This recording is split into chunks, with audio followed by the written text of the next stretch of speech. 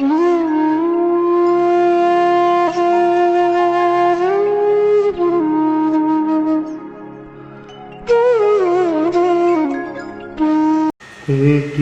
भावं गतेव मया यः स्वयं कर्म बंधो।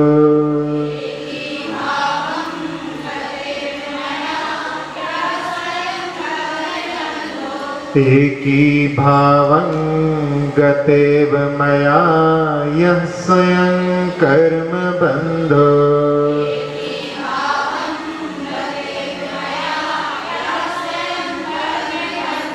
घोरं दुःखं भवगतो दुर्निवारः करोति।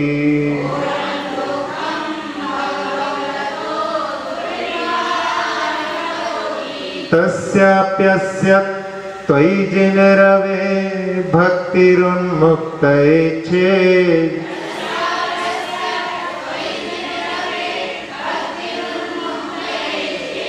जेतुं शक्यो भवति न तया को परस्तापहेतु।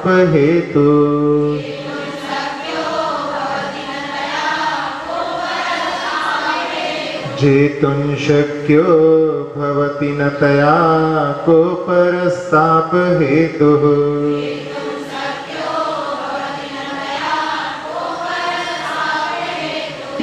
कल अपन ने आचार्य वादिराज महाराज द्वारा रचित एक ही भाव स्तोत्र को प्रारंभ किया था।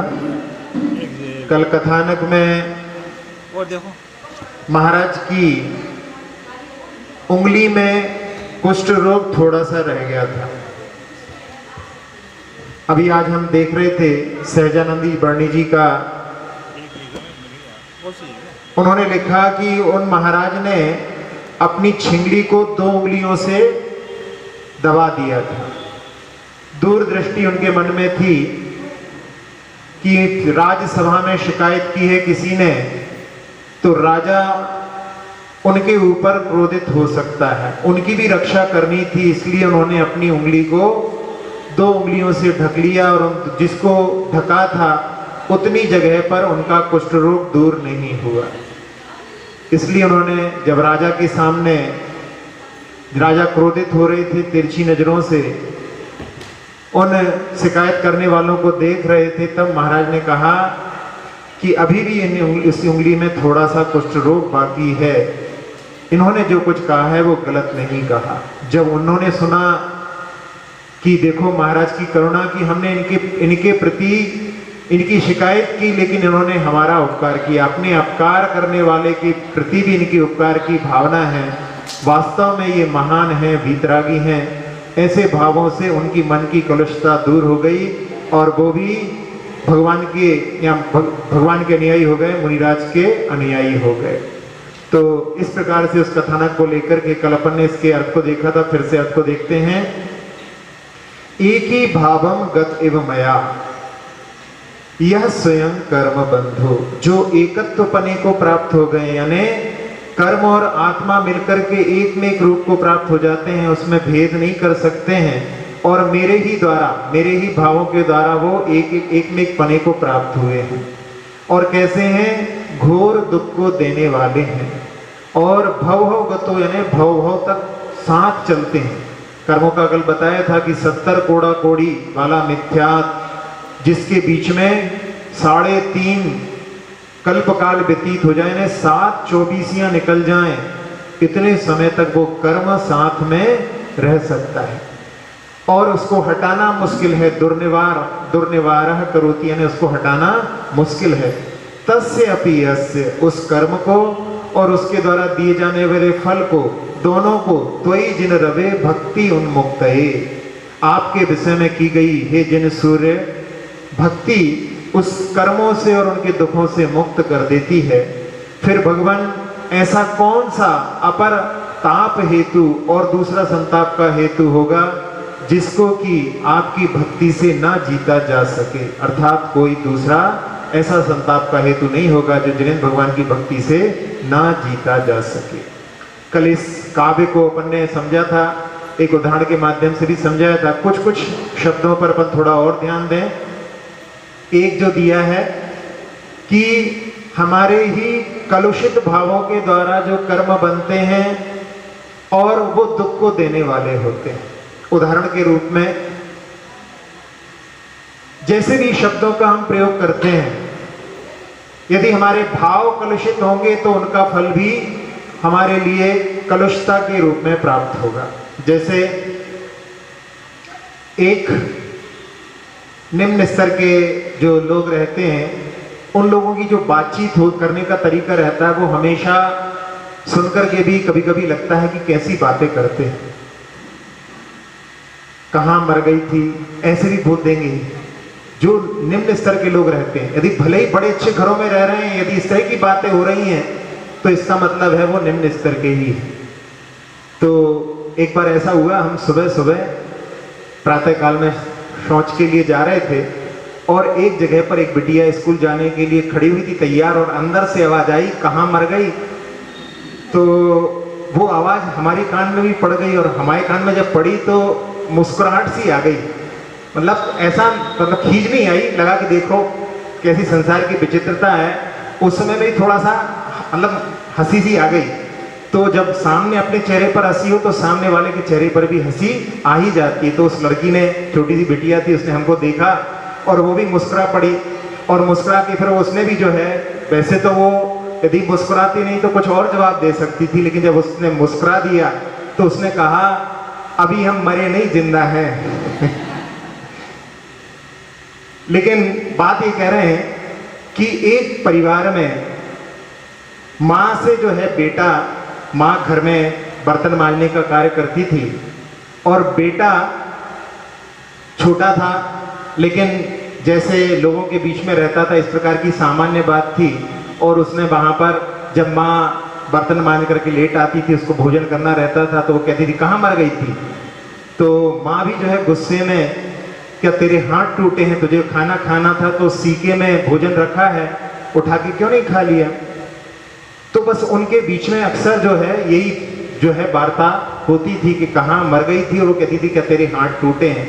ये बार बार बोलने का क्या प्रभाव पड़ सकता है। कुछ दिनों के बाद में जब वो लड़का बड़ा हो गया और उसने एक साइकिल भी कहीं से ले ली, एक दिन वो कहीं जा रहा था और माँ भी काम के लिए जा रही थी, तो उसने कहा, माँ आज साइकिल पे बैठ जा, मैं तुझे छोड़ दूंगा। और वो साइकिल पर बैठ गई। रास्ता था जहाँ पर बहुत बड़ा ढाल था, और ढाल पर जिन गाड़ियों में ब्रेक भी लगाओ तो ब्रेक नहीं लगते, ऐसी भी स्थिति हो जाती है, और बहुत तेज स्पीड में वो नीचे जा रही थी, और उसी बीच में एक दूसरी तरफ से एक 4 व्हीलर वहाँ से आ गया, और ना चाहते हुए भी वहाँ पर एक्सीडेंट हो गया। उस एक्सीडेंट का प्रतिफल क्या निकला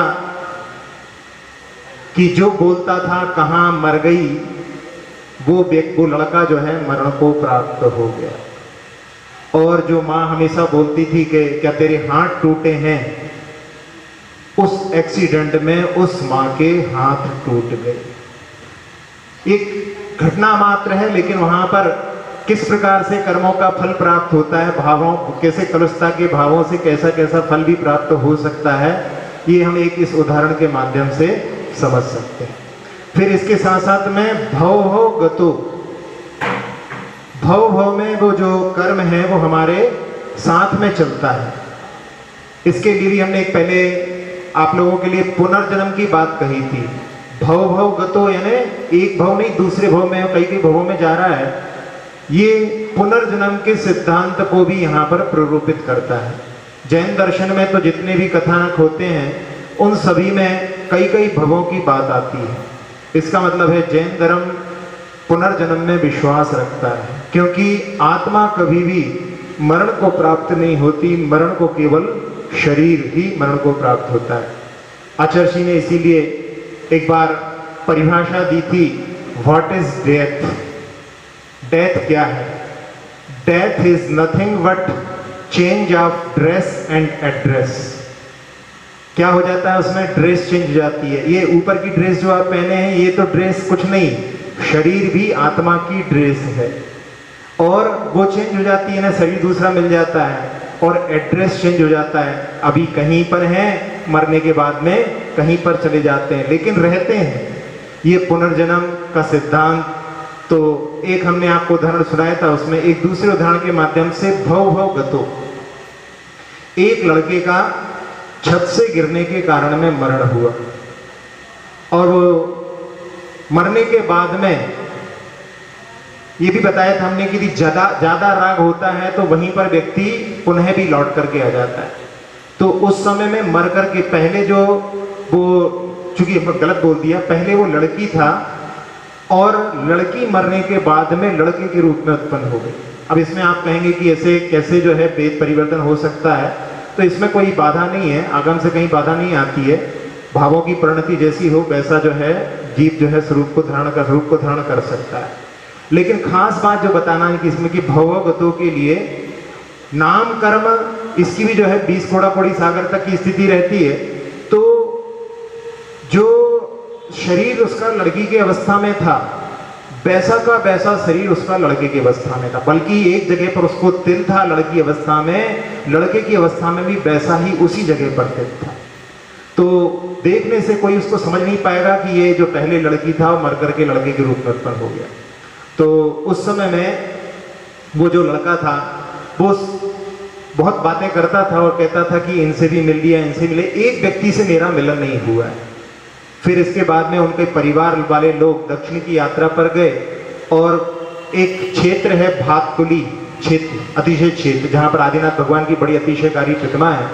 जब वो उस जगह पर पहुंचे तो उस जगह पर वहां पर क्षुल्लक ध्यान सागर जी महाराज का चतुर्मास हो रहा था और जैसे ही उनकी गाड़ी वहां पर जाकर के रुकी और उसने देखा एक मंच तख्त के ऊपर महाराज जी वहां पर बैठे हुए हैं और वो वहां पर कहने लगा कि वो भी मिल गए जिनसे मैं नहीं मिल पाया था। यानी लड़की की अवस्था में उसने महाराज जी को देखा था और बाद में बिहार हो गया उनका और उसके बाद में वो लड़की के रूप में जन्म लिया, बड़ा भी हो गया और उस समय में जब वहां पर उनके चतुर्मास में वहां पर गए तो वो उसने पहचान लिया कि हाँ हमने इनको पहले भी देखा है। तो ऐसे जो है पुनर्जन्म का सिद्धांत भी इसके साथ में आ जाता है और साथ ही साथ में कि कर्म जो है भव भव में साथ में जाते हैं। तो जिन कर्मों के लिए कहा गया है कि जो एकत्वपने को प्राप्त होते हैं और घोर दुख को देने वाले हैं, भव भव में साथ जाते हैं, जिनको हटाना मुश्किल है, उन दुख कर्मों को और उनके द्वारा दिए गए दुखों को हे जिन सूर्य आपकी भक्ति उनसे मुक्त कर देती है। फिर भगवान ऐसा संसार में कौन दूसरा संताप का कारण होगा जिसको कि जिनेंद्र भगवान की भक्ति से नहीं जीता जा सकता। इस काव्य में भी यहाँ पर आचार्य महाराज ने, जैसे हमने कहा था कि इस काव्य में एक भी जगह आचार्य महाराज ने नहीं कहा है कि आप भगवान हमारे शरीर को रोग से मुक्त कर दो। इन्होंने इसी बात को लेकर के हे भगवान आपकी भक्ति से जब कर्म भी दूर हो जाते हैं तो यदि शरीर भी रोग से मुक्त हो जाए, निरामय हो जाए, तो इसमें कोई आश्चर्य की बात नहीं है। इस प्रकार से इस पहले काव्य में भी आचार्य महाराज ने जिनेंद्र भगवान की भक्ति की महत्ता बताते हुए यहाँ पर इस काव्य को पूर्ण किया। अब अपन आज दूसरा काव्य प्रारंभ करते हैं। ज्योति रूपन दुरित निवहत ध्वांत विध्वंस हेतुम, ज्योति रूपन दुरित निवहत ध्वांत विध्वंस हेतुम। हाँ, यहाँ पे देखिए कुछ लोग जो नए हैं वो सीख सकते हैं। रूपम के ऊपर जो पा के ऊपर बिंदी है और आगे आ रहा है दा, तो वैसे अपन सभी लोग अनुस्वार का मामा उच्चारण करते हैं, लेकिन संस्कृत के सही उच्चारण में अनुस्वार का यदि ध्यान रखें तो आगे वाले अक्षर के अनुसार, तो दा होने के कारण में वो ता वर्ग का है, तो ता था दा था ना, यानी इसमें बिंदी का जो है रूपांतरण होकर के ना के रूप में हो जाएगा। ज्योति रूपन दुरित निवहत ध्वांत विध्वंस हेतुम,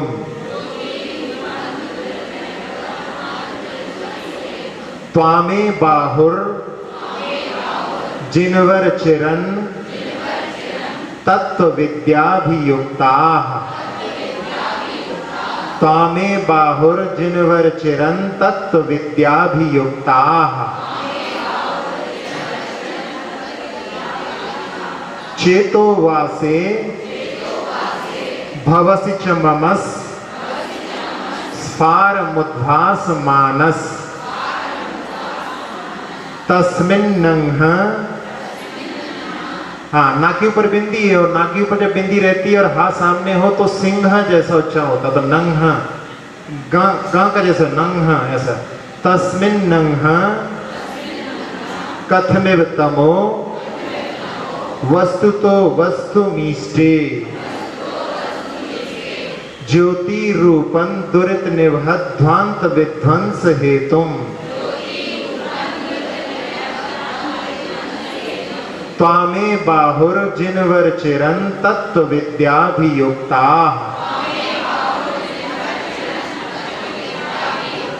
चेतो वासे भवसि च मम स्फारमुद्भास मानस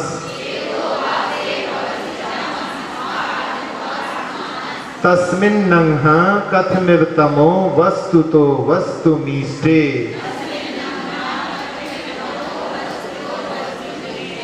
ज्योतिरूपं दुरित निवहध्वांत विध्वंस हेतुम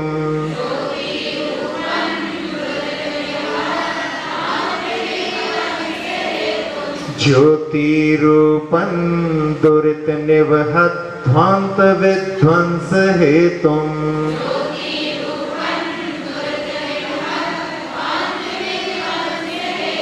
त्वामे बाहुर्जिनवर चिरन तत्व विद्याभियुक्ता।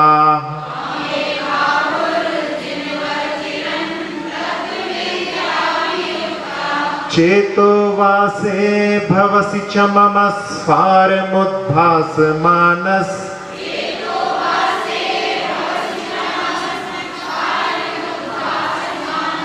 चेतो वासे भवसि च मम स्फारमुद्भास मानस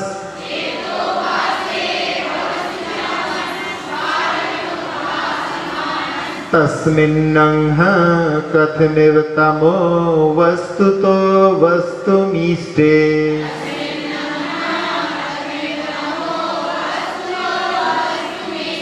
ज्योतिरूपं दुरित निवहध्वांत विध्वंस हेतुम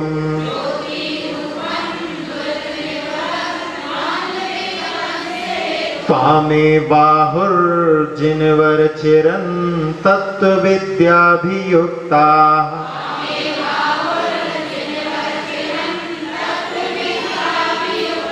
चेतो वासे भवसि च मम स्फारमुद्भास मानस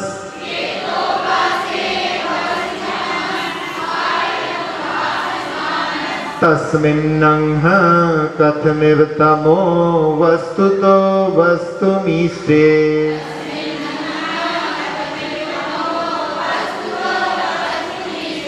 पढ़िए।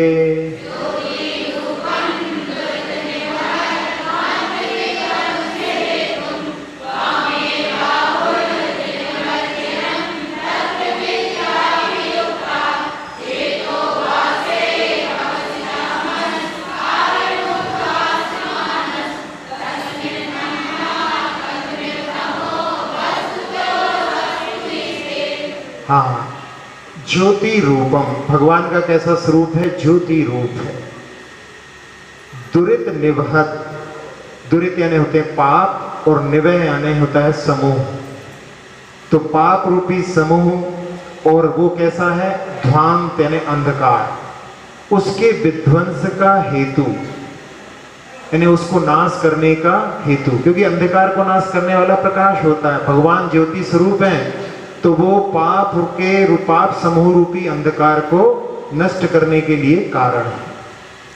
त्वाम एव आहु जिनवर, जिनवर भगवान का संबोधन, हे जिनवर यानी जिनमें जो श्रेष्ठ हैं, जिनके लिए बताया था जयति इति जिनः, और उनमें जो श्रेष्ठ हैं ऐसे तीर्थंकर प्रभु।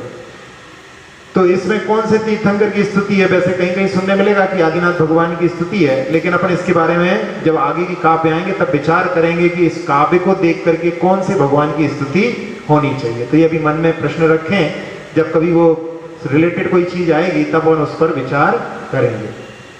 तो जिनवर के लिए संबोधन करते हुए कि हे भगवान, हे जिनवर, आप ज्योति रूप हैं और पाप समूह रूपी अंधकार को नाश करने में कारणभूत हैं। त्वाम एव आहु, आपके लिए कहते हैं। कौन कहते हैं? चिरम यानी चिरकाल से, तत्व विद्या भी युक्ता, तत्व विद्या से जो युक्त हैं।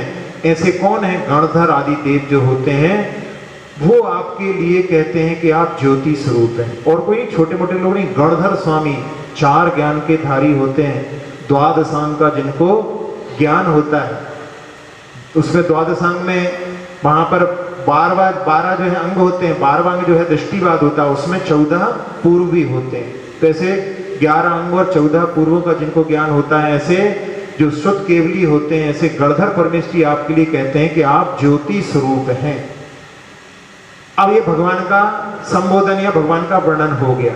अब उसके बाद में आचार्य महाराज कह रहे हैं, चेतो वासे, आप मेरे मन रूपी मंदिर में, स्फारम उद्भासमानम मम चेतो वासे, मेरे मन रूपी मंदिर में आप अत्यंत रूप से निरंतर जो है वहां पर प्रकाशमान हो रहे हैं। अब मेरे मन रूपी मंदिर में आप प्रवेश करके अत्यंत रूप से प्रकाशमान हो गए, तो वहां पर क्या हो रहा है? तस्मिन अंहा, यानी उस मन मंदिर में, अंहा यानी होता है पाप। कथम एव तमो वस्तुतः वस्तुम ईष्टे, उस मन रूपी मंदिर में पाप रूपी अंधकार, अंहा यानी पाप हो गया और तमह यानी अंधकार, नहीं, अंहा यानी पाप हो गया और तमह यानी अंधकार। तो पाप रूपी अंधकार कथमिव यानी कैसे, वस्तुतः यानी, वस्तुतः कहते हैं अपन कैसे कि निश्चय से, वस्तुम ईष्टे, कैसे उसमें ठहरने में समर्थ हो सकता है। जब जहां पर प्रकाश हो वहां पर अंधकार पलायित हो जाता है, सब जानते हैं। यदि कितना भी अंधकार हो, थोड़ा सा भी दीपक जल जाता है तो वहां का अंधकार छूमंतर हो जाता है। तो यहाँ भगवान जो कि ज्योति स्वरूप हैं और मेरे मन मंदिर में अच्छी तरह से स्पष्ट रूप से प्रकाशमान हो रहे हैं, तो फिर वहां पर पाप रूपी अंधकार कैसे ठहर सकता है?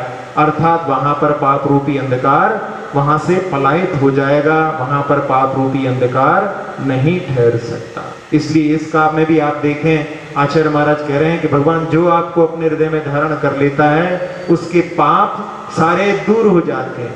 और पाप मैंने असता वेदनी, जिसके कारण में शरीर में रोग हुआ है, तो वो वहां पर कैसे ठहर सकता है? इसका मतलब है वो पाप वहां से विसर्जित हो जाएगा और शरीर स्वस्थ हो जाएगा। आपको जो अपने हृदय में धारण करेगा, उसके शरीर में रोग कैसे रह सकता है? इस प्रकार से इस काव्य में भी आचार्य महाराज ने भगवान से कि हे भगवान, मेरे पाप को दूर कर दो, ये नहीं कहा कि आप जिसके हृदय में रहेंगे उसका पाप तो दूर हो ही जाएगा। अब यहाँ ये काव्य हो गया, ये आध्यात्मिक स्तुति है, अनूठी स्तुति है जिसमें अध्यात्म भी साथ साथ में चलता है। तो यहाँ भगवान के स्वरूप को भी साथ साथ में और अपने आत्म स्वरूप को भी साथ साथ में देखने की आवश्यकता है। भगवान के दर्शन करने आप लोग जाते हैं, क्या बोलते हैं भगवान से? आचार्य जी ने एक बार प्रवचन में कहा था कि भक्त जाता है और भगवान के पास जाकर के कहता है कि आप कौन हैं? तो वहां से आवाज आती है कि आप कौन हैं। भगवान से भक्त पूछता है कि आप कौन हैं, और वहां से प्रतिध्वनि होती है। इको पॉइंट होता है ना, इको पॉइंट, जहां पर अपन जो कुछ बोलो वही लौट करके आता है। तो वहां पर प्रतिध्वनि होती है कि आप कौन हैं, और भक्त कहता है कि मैं क्या बताऊं, मैं कौन हूं, मैं तो जानता हूं कि आप भगवान हैं। तो वहां से भी आवाज आती है कि आप भगवान हैं। अपना आत्मा भी अंदर भगवत्ता उसकी छिपी हुई है। इसीलिए हम भगवान के दर्शन करने के लिए आते हैं कि भगवान का जो स्वरूप, भगवान ने जो स्वरूप को प्राप्त किया है, वैसा स्वरूप हम भी प्राप्त कर सकते हैं। भगवान का जो स्वरूप है, अनंत ज्ञान, अनंत दर्शन, अनंत सुख, अनंत आनंद उनका स्वरूप, अनंत शक्ति उनका स्वरूप है। और वैसी क्षमता हमारी आत्मा के अंदर भी है। कोई होगा बड़ा, उससे में क्या मतलब है, लेकिन नहीं, भगवान के अंदर जो शक्ति है वैसी शक्ति हम अपने अंदर भी प्रकट कर सकते हैं, इसलिए हम भगवान के दर्शन करने के लिए आते हैं। तो यहाँ जैसे हम किसी महान पुरुष के पास में जाते हैं, आचार्य जी के पास में जाते हैं, कोई बड़े महाराज जी के पास में जाते हैं, और जब उनसे चर्चा करते हैं तो उस समय में हमारे पास में जो घर गृहस्थी आदि की सब बातें गौड़ हो जाती हैं, वो वहां से पलायित हो जाते हैं। इसी प्रकार से भगवान के पास में आते हैं तो उस समय में भी हम सब भूल जाते हैं, भगवान से हमारा एकाकार हो जाता है। तब उस समय में हमारे अंदर से जो है पाप वहां से दूर हो जाता है। तो इस काव्य में वही कहा गया है कि हे भगवान, जो आपको अपने हृदय में रखता है, जो आपके जिसके मन मंदिर में आप प्रकाशित हो गए हैं, वहां पर पाप रूपी अंधकार वहां से पलायित हो जाता है। तो अब इधर तो थोड़ी देर के लिए आते हैं, एक दिन पहले भी बताया था कि थोड़ी देर के लिए आते हैं हम, और बाकी समय तो घर में चले जाते हैं। तो फिर वहां पर नहीं, उस जो जिसके बारे में हमने सोचा है, जिसके बारे में दर्शन किया है, उनको अपने अंदर बिठाल करके उनको भुलाना नहीं, हर समय में उनकी अनुभूति करना। जब भी थोड़ा सा बीच में समय मिले, बीच बीच में अपन को उसको स्पर्श करने की, हमारे अंदर भगवान विराजमान है, हमारे अंदर आत्मा में भी वैसी ही भगवान बनने की क्षमता है, उसको बार बार स्पर्श करते रहना है। और जब वो बार बार रहेंगे तो फिर अपन और पाप के कार्यों से बच जाएंगे। होता ऐसा है कि बहुत अच्छी चीजें हम अपने अंदर नहीं रख पाते हैं, बहुत सारी खराब चीजें अपन उसको बहुत पुरानी, कभी किसी से लड़ाई हो गई हो, कभी किसी से बात हो गई हो, 20-20 साल भी हो गए हो। एक जो है महाराज जी सुनाते थे कि किसी से पूछो कि परसों महाराज जी ने क्या बोला है, तो कहने मालूम नहीं, और उनको कह दो कि 20 साल पहले की भी उनको याद है। कहते हैं अपनी ससुराल नहीं जाते। क्यों? जब विवाह हुआ था उस समय में किसी बराती की उन्होंने जो है वहां पर इंसल्ट कर दी थी, तो अपनी ससुराल नहीं जाते। 20 साल पुरानी वो बात अपने अंदर रखी हुई है, लेकिन कल परसों महाराज जी ने प्रवचन में क्या कहा वो उनको स्मरण में नहीं। तो अच्छी अच्छी चीजें हम डिपॉजिट करके नहीं रखते हैं। तो इसीलिए यहाँ पर जो है भगवान को, कि भगवान आप हमारे मन मंदिर में रहें, आपके अच्छे अच्छे गुण हमारे अंदर रहें, और जो बाकी सब चीजें रहती हैं उनको, जैसे आपके मोबाइल में होता है, वहां पर एक कोई सेव भी होता है, डिलीट भी होता है, फॉरवर्ड भी होता है। तो अच्छी अच्छी चीजों को वहां पर सेव करके रखें, जो गलत चीजें हैं उनको डिलीट कर दें। इसीलिए कहा जाता है अच्छी चीजों को पत्थर की टांकी के द्वारा उसके अपने हृदय पर लिख लो, और जो गलत बातें होती हैं उनको पानी के ऊपर लिखो, तो लिखते लिखते ही वो मिट जाएंगी। नहीं तो अधिकतर क्या होता है, पाप का जो मुख्य पाप का कारण है, इसमें पाप को दूर करने का कारण बताया गया है, लेकिन पाप कमाने का क्या कारण है? एक अनर्थ दंड होता है अपध्यान। फालतू जो है किसी के बारे में, किसी की हार के बारे में, किसी की जीत के बारे में, किसी के हानि के बारे में, इस प्रकार की अपन जो चर्चा मन में चलती रहती, चर्चा बाहर भी करते हैं और मन में भी अपना अपध्यान चलता रहता है। आप लोगों ने वो उदाहरण सुना होगा तंदुल मच्छ का, कि उस तंदुल मच्छ ने वहां पर 7वें नरक की आयु को प्राप्त किया, और उस समय में एक और जो बड़ा मच्छ भी वहीं पर गया हुआ था, उसने पूछा मैं आया तो ठीक, मैंने तो बहुत हिंसा की थी, लेकिन तुम यहां पर कैसे आ गए? तो उसने कहा कि भले ही मैं छोटा था, लेकिन कान में बैठा बैठा सोचता रहता था कि यदि मैं इसकी जगह होता तो ये सोता रहता है, इसके मुख में बहुत सारे जीव जाते निकल जाते हैं, तो ये कितना बेवकूफ, यदि मैं इसकी जगह होता, ऐसा सोच करके वो 7वें नरक को प्राप्त कर लेता है।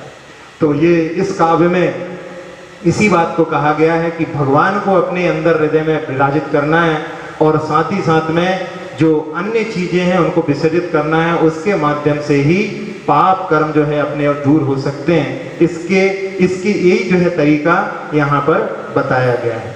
तो यहाँ जो भगवान का स्वरूप है, उसके स्वरूप को अपन समझ करके भगवान के दर्शन करते करते, जब भगवान के दर्शन करने जाएं तो उस समय में भगवान का जो स्वरूप है, अनंत ज्ञान अनंत दर्शन, इसकी ओर भी दृष्टि अपनी जाना चाहिए।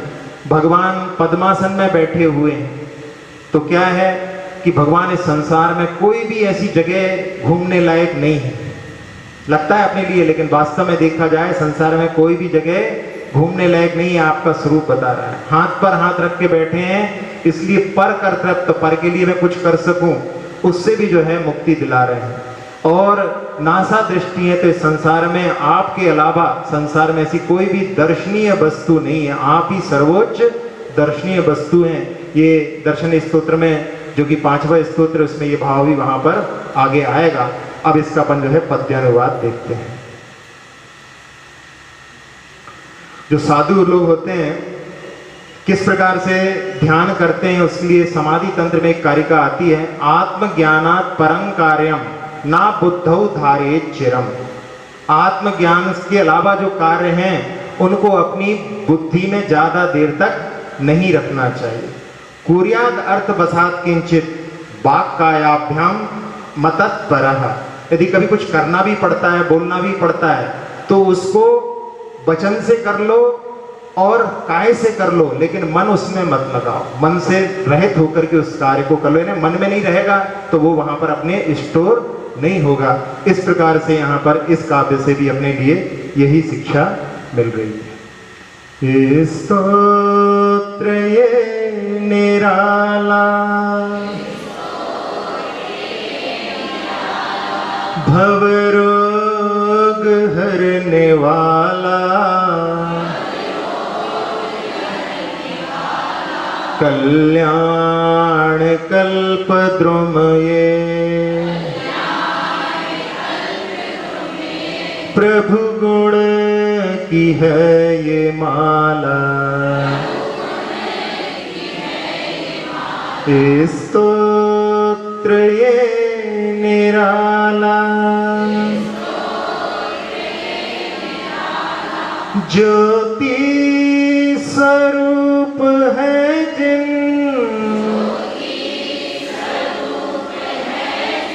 पाप अंधकार हरते,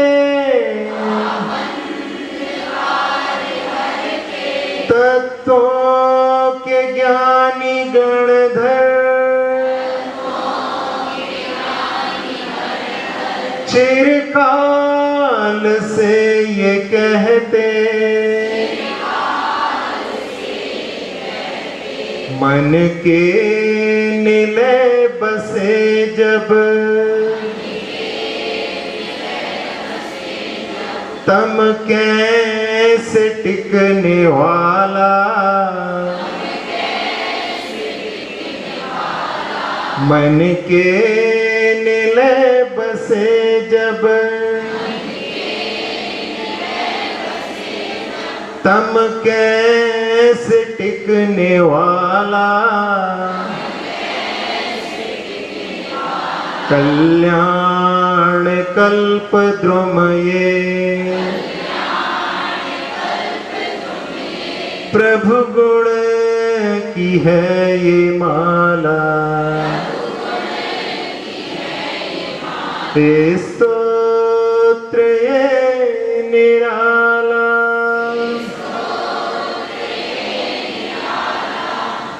एक मुख्तार जी हुए, रतनचंद जी मुख्तार, नाम सुना होगा आप लोगों ने। उनका एक व्यक्तित्व और कृतित्व करके एक बड़ी पुस्तक है। वो मूल में जो है वकील थे और एक बार किसी गलत व्यक्ति को उन्होंने जिता दिया, तो उस दिन से उन्होंने वकालत छोड़ दी और जितना पैसा कमाया था और धर्म के क्षेत्र में उतर गए।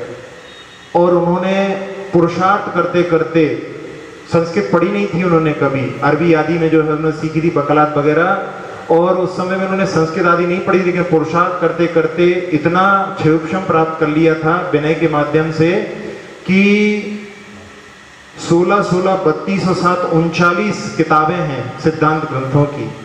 किस पृष्ठ पर क्या लिखा है उनको 39 पुस्तकों में सब कुछ स्मरण में था। और इसको उन्होंने अपने, यानी भगवान की वाणी को अपने अंदर बिठा लिया था, इसलिए उनको बाहर की चीजें कुछ याद नहीं रहती थी। वो एक ही चीज रहेगी ना उसमें, इसीलिए यहाँ पर कह रहे हैं जो भगवान को अंदर बिठा लेता है फिर वहां पर उसको फालतू बातें याद नहीं रहती हैं। उनसे उनको पूछती थी माँ कि वो कहाँ पर, चाकू कहाँ है, कहीं वहीं पड़ा होगा कहीं पे। उसके कोई भी बाहर की चीजों के लिए उनके पास में बिल्कुल याद नहीं रहता था। लेकिन उसमें सोचो एक एक पेज पर क्या लिखा है, एक एक लाइन में क्या लिखा है, ऐसी उनकी स्मृति थी। तो ये इसके लिए भी एक अपन उदाहरण के रूप में इसको याद रख सकते हैं। चलिए अगला काव्य देखते हैं। आनंदाश्रुस। हाँ, यहाँ पे जो है स्वराघात हो रहा है, श्रु है, श्रु में जो है छोटी की मात्रा है और आगे स्न पे तारा है, तो उसमें आधा सा और आधा ना दो जो हैं व्यंजन जब होते हैं और उसके बीच में स्वर नहीं होता, वो संयुक्त अक्षर कहलाता है। तो इसमें यहाँ जो है शुरू में सा को मिला करके पढ़ेंगे। आनंदाश्रुस स्नपित बदनं गदगदं चाभिजल्पन्। आनंदाश्रुस स्नपित बदनं गदगदं चाभिजल्पन्। आनंदाश्रुस स्नपित बदनं गदगदं चाभिजल्पन्।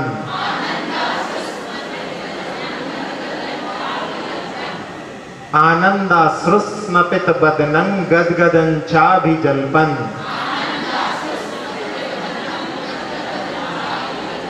यश्चा एतत्, अब यहां पर भी स्वराघात होगा क्योंकि ता में छोटा आ है और आगे त्वई में वहां पर दो व्यंजन पास पास में जिनके बीच में स्वर नहीं है, इसलिए वहां भी स्वराघात हो रहा है। यश्चा एतत् त्वयि दृढ़मनाः स्तोत्र मंत्रैर्भवन्तम्।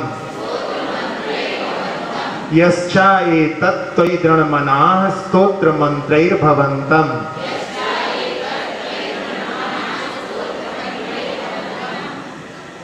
तस्याभ्यस्ता दपि च सुचिरन् देह बल्मीक मध्यान्। तस्याभ्यस्ता दपि च सुचिरन् देह बल्मीक मध्यान्। निष्कास्यन्ते विविध विषमः व्याधयः काद्रवेयाः। व्याधयः काद्रवेयाः। निष्कास्यन्ते विविध विषमः व्याधयः काद्रवेयाः।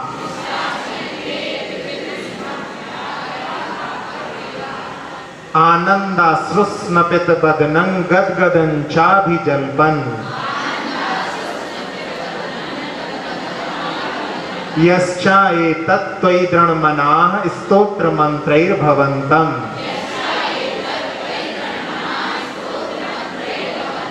तस्याभ्यस्ता दपि च सुचिरन् देह बल्मीक मध्यान्।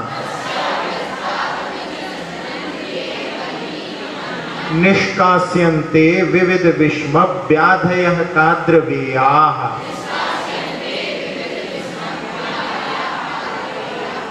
आनंदाश्रुस्नपित बदनं गदगदं चाभिजल्पन्।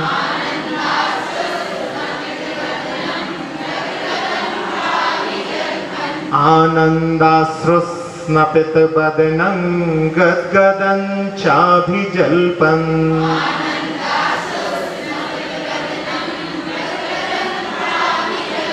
यश्चा एतत् त्वयि दृढ़मनाः स्तोत्र मंत्रैर्भवन्तम्।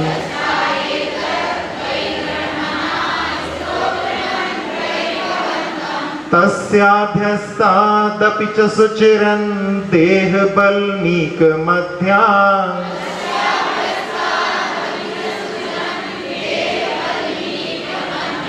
तस्याभ्यस्तादपि च सुचिरन् देह बल्मीक मध्यान्।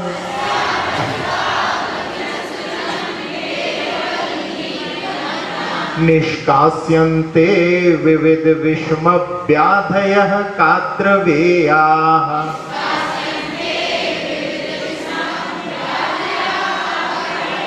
निष्कास्यन्ते विविध विषमः व्याधयः काद्रवेयाः।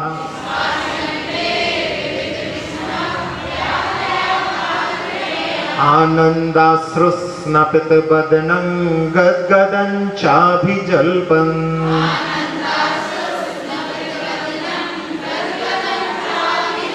यश्चा एतत् त्वयि दृढ़मनाः स्तोत्र मंत्रैर्भवन्तम्।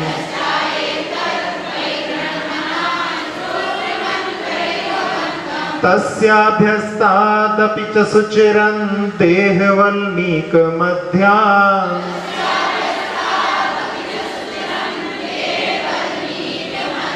निष्कास्यन्ते विविध विषम व्याधयः काद्रवेयाः।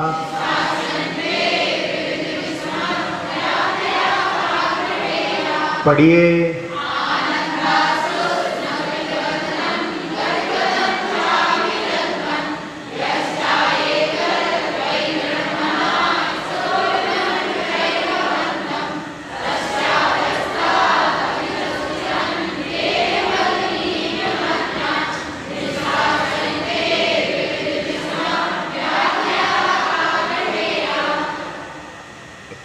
हाँ, इस काव्य में आनंद अश्रु स्नपित वदनम, आनंद रूपी अश्रु से वदन जो शब्द है वो मुख के लिए होता है। हमको पहले जब हम इसका अनुवाद कर रहे थे तो समझ में नहीं आया, तो हमने वदन को ही जो है तन के रूप में बदन बोलते ना अपन, तो बदन ले लिया सब की वदन है, वदन का अर्थ होता है मुख। तो आनंद रूपी अश्रु से जिसका मुख भीग गया है। और गदगदन चाभि जलपन, जब प्रसन्नता होती है तब गदगद हो जाते हैं तो मुख से कुछ अस्पष्ट जैसे शब्द निकलते हैं, पूरे सही तरह से शब्द नहीं निकलते हैं, ऐसे होकर के। यह च अयेत, जो इस प्रकार से भगवान आपकी पूजा करता है, त्वयि दृढ़मनः, आपके विषय में दृढ़मन होकर के, किसके द्वारा? स्तोत्र मंत्रैर भवंतम, भवंतम यानी भगवान आपके विषय में दृढ़मन होकर के स्तोत्रों के द्वारा और मंत्रों के द्वारा जो आपकी इस प्रकार से अर्चना करता है कि जिसमें उसकी आंखों से आंसू निकल रहे हैं, उससे मुख भीग गया है और गदगद हो गया है उसके कंठ, ऐसे जो भगवान आपकी स्तुति करता है। तस्य अभ्यस्ताद अपि, उस व्यक्ति के जो इसी स्तुति कर रहा है, अभ्यस्ताद, अभ्यस्ताद यानी रहने के अभ्यासी हो गए, बहुत समय से चिरकाल से बसे हुए हैं। सुचिरम देह बल्मीक मध्या, सुचिर काल से जिसमें रहने के अभ्यासी हो चुके हैं, ऐसे देह रूपी बल्मीक, बल्मीक कहलाती है वामी, जिसमें नाग रहते हैं, सर्प रहते हैं, वो वामी कहलाती है। तो ये देह को जो इन्होंने वामी का रूपक दिया है कि ये देह भी वामी के समान है, उसके बीच से जिसमें कि निष्कास्यन्ते, निकाल दिए जाते हैं, विविध यानी कई प्रकार के, विषम यानी बड़े क्रूर रोग हो गए हो शरीर में, व्याधयः बहुवचन है ना, व्याधियों, बहुत सारी व्याधियां जो बहुत क्रूर व्याधियां हैं, बहुत प्रकार की व्याधियां शरीर में हो गई हैं, और उनको रूपक दिया गया है काद्रवेया। काद्रवेया ये सांप का पर्यायवाची, भुजंग आदि बहुत होते हैं, अही आदि आपने सुने होंगे, ये काद्रवेया भी सांप का पर्यायवाची। तो यहाँ पर आचार्य महाराज कह रहे हैं कि इस प्रकार से स्तोत्र और मंत्रों के द्वारा भगवान आपके विषय में दृढ़मन होकर के, जिसके की मुख से, जो मुख है आंसू से भीग गया है, गदगद जिसका कंठ हो गया है, और इस प्रकार से जो स्तुति करता है, उसके शरीर में चिरकाल से रहने वाले अभ्यस्त हो चुके हैं ऐसे रोग रूपी सर्प भी निकाल दिए जाते हैं। ये आपकी स्तुति का प्रभाव है, आपके स्तोत्र और मंत्र का प्रभाव है। इस प्रकार से इस यहाँ पर स्तुति कर रहे हैं आचार्य महाराज, कैसी स्थिति होगी उनकी कि कल जो है राजा आने वाला है और उस समय में जैन धर्म के ऊपर संकट है, और आचार्य महाराज कितने भक्ति से सरावर होकर के जो शब्द इनके मुख से निकल रहे हैं, वो स्थिति वहां पर हो रही होगी।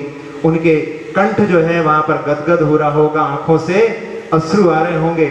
इस प्रकार से उन्होंने स्तुति की कि उनके शरीर में जो कुष्ठ रोग था वो वहां पर समापन को प्राप्त हो गया है, थोड़ा बहुत बचा।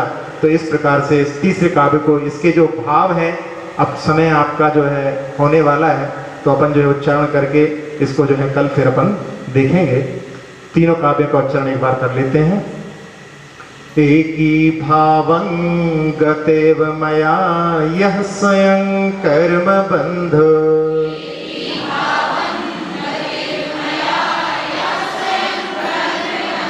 घोरं दुःखं भवो गतो दुर्निवारः करोति।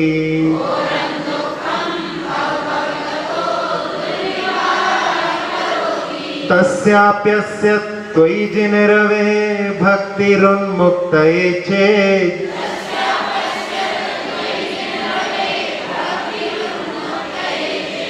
जेतुं शक्यो भवति न तया को परस्ताप हेतुः।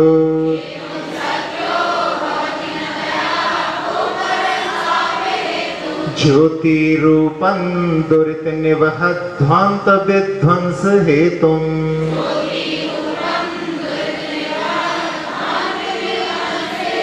त्वामे बाहुर्जिनवर चिरन् तत्त्वविद्याभियुक्ताः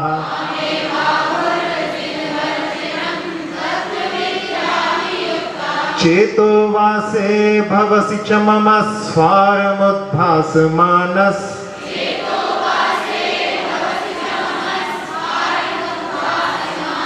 तस्मिन्नंह कथमिव तमो वस्तुतो वस्तुमीष्टे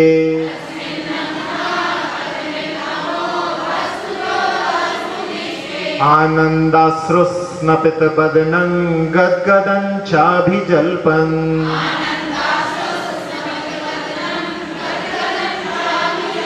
यश्चाएतत् त्वयि दृढमनाः स्तोत्रमन्त्रैर्भवन्तम्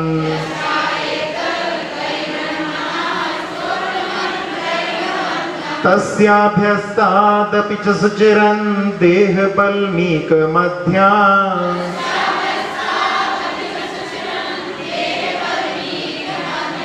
निष्कास्यन्ते विविधविषमव्याधयः काद्रवेयाः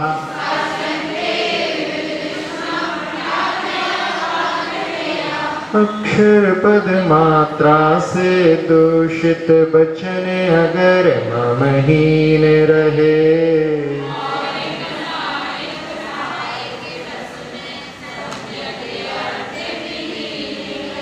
जिन वाणी माता मेरी उन सब त्रुटियों को क्षमा करें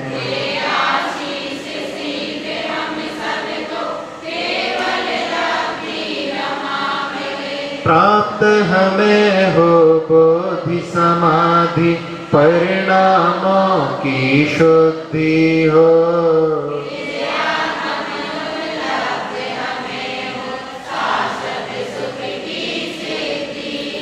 चिंतित वस्तु दात्री माता चिंतामणि उपमा भाती